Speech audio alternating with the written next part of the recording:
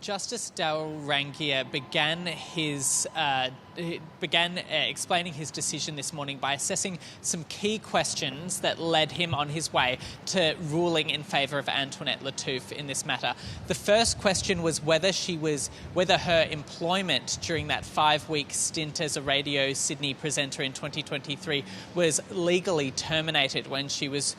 taken off air 3 days into that 5-day stint. The ABC had argued that it reserved the right under the contract to vary her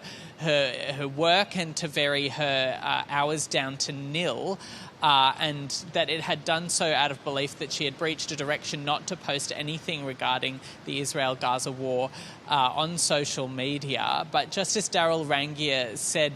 that it was quite material to that question whether she, or the fact that for a broadcaster it is important and quite an essential part of the contract to be able to perform those broadcasting duties. So his first question he ruled in her favour, and that was the beginning of the falling of the dominoes in favour of Antoinette Lattouf as he continued. He then assessed the question of whether she was terminated due to her race, but Justice Darryl Rangiah said that he was not convinced that any of the key decision makers that they made the decision based or with a consideration for her race specifically, but the second element of that was whether she was terminated due to her political opinion. He explained the previously canvassed statements that she'd made on social media prior to her contract about the Israeli government's campaign in Gaza.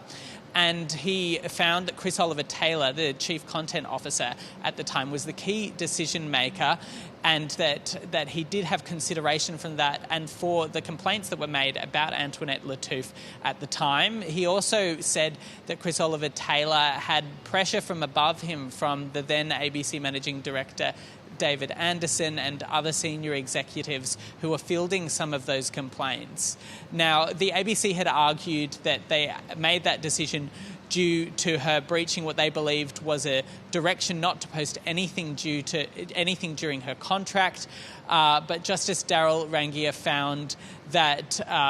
the evidence that he heard was that Chris Oliver-Taylor had likely been told that that direction was never given, that it was merely advice, and that therefore that was the reason why that final dominoes fell in Antoinette Lattouf's favour, and he decided to award her $70,000 in compensation and find that the ABC had breached the Fair Work Act in unlawfully terminating her employment.